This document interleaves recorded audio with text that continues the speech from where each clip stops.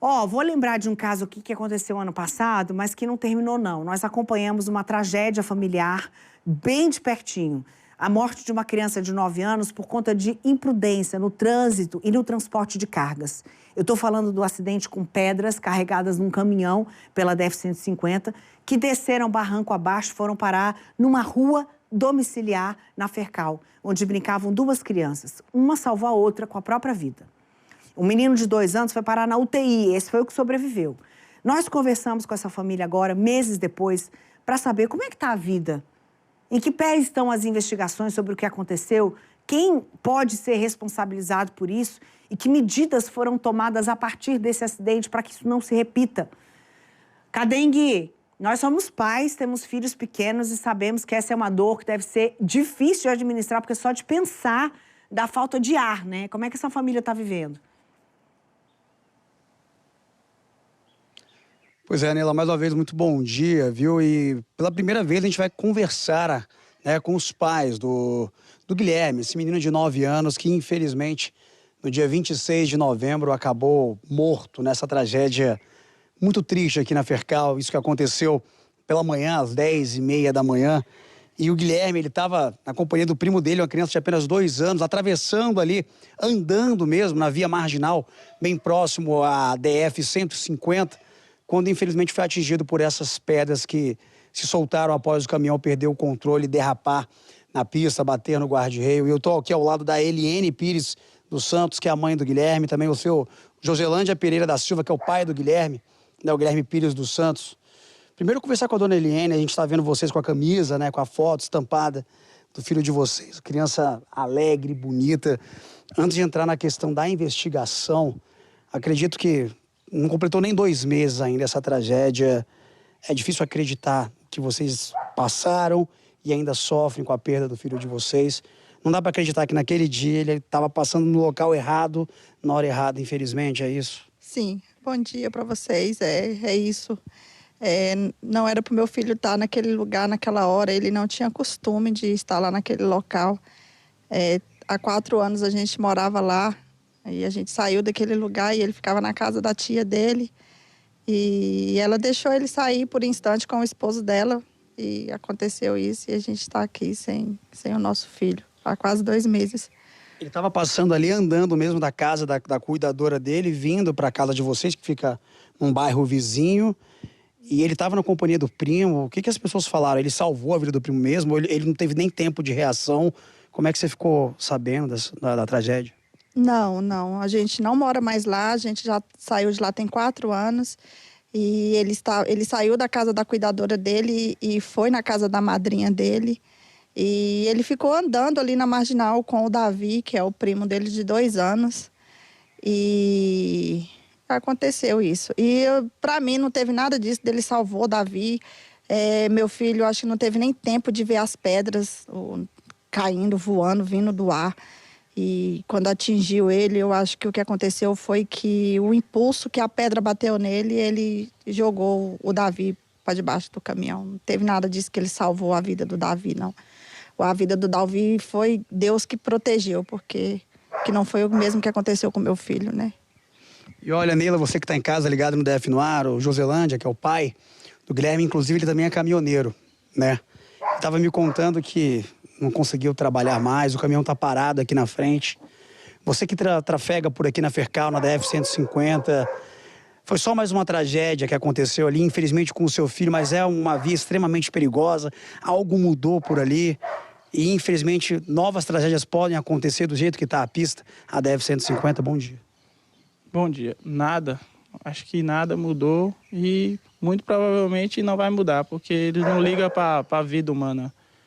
Inclusive, as pedras saíram de um órgão fiscalizador, né?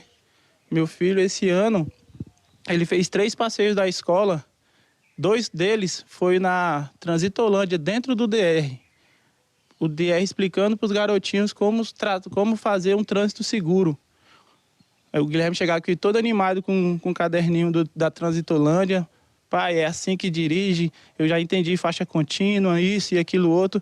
Aí o DR, que é um órgão que fiscaliza a gente, eu que sou caminhoneiro, se eu saio daqui com a carga desamarrada, uma carga de cimento que não é nem tão perigosa quanto a deles, uma carga de cimento desamarrada, se eu passo aqui pelo Colorado e eles me pegam, eles me param, eles me multam, eles mandam eu amarrar a carga direitinho e aí sim, depois eu sigo. Agora um órgão igual o DR, fiscalizador, me despacha uma carga com várias pedras do tamanho do planeta, pedras soltas em cima, num caminhão sem manutenção, que é o que estão falando aí, que o caminhão é sem manutenção, já tinha passado em oficina para conferir freio, o freio estava ruim, ele falou que ia fazer o freio depois que fizesse essa viagem, foi lá, carregou esse tanto de pedra, com certeza deu muito excesso de peso, e veio descer essa descida muito perigosa.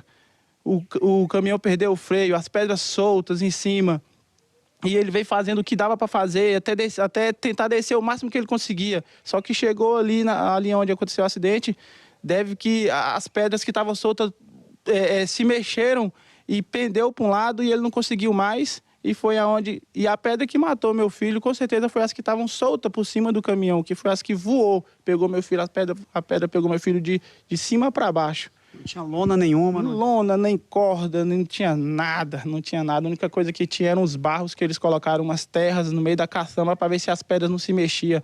Mas como é que esses barros vai firmar as pedras de baixo? Como é que vai firmar as pedras soltas em cima? Não firma. Eu trabalho com caminhão tem 20 anos. Eu nunca vi a carga daquele jeito, nem subindo, que as pedreiras são aqui. Quanto mais descendo, que lá para cima não tem pedreiras.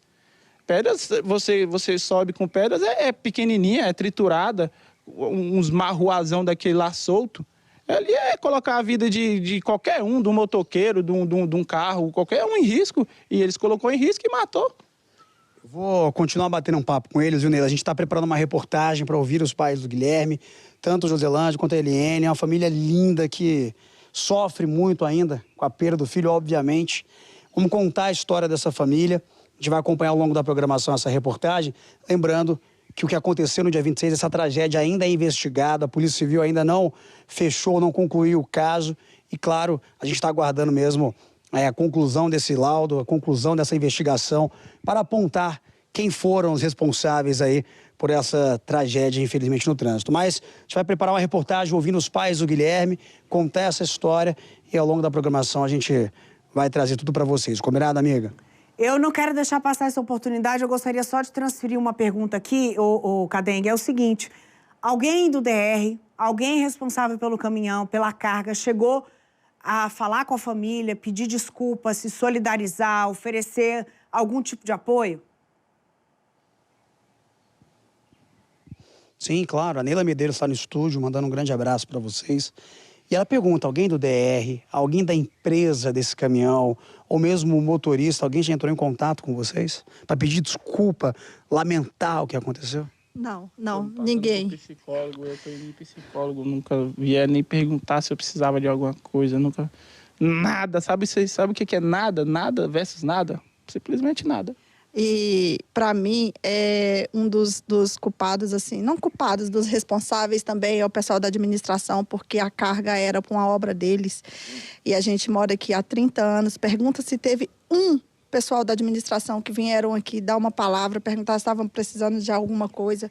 Igual meu esposo falou, ele está precisando de psicólogo. Nós todos, né? Minha filha de 18 anos.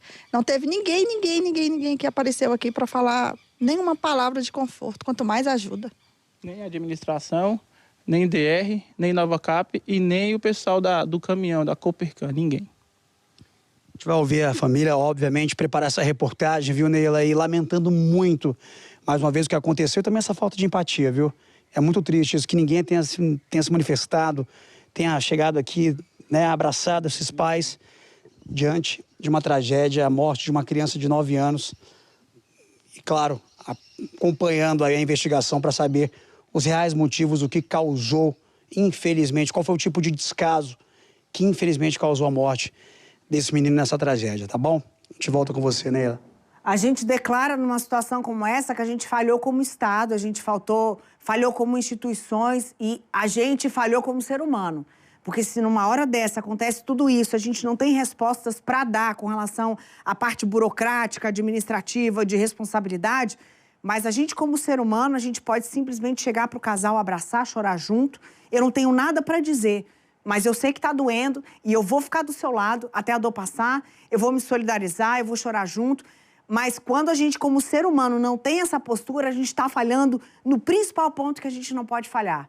Aquele que a gente sente também. Então, como ele falou, no Balanço Geral a gente acompanha a reportagem completa sobre esse assunto. Transmita o nosso amor e o nosso carinho a eles, viu, Cadengue?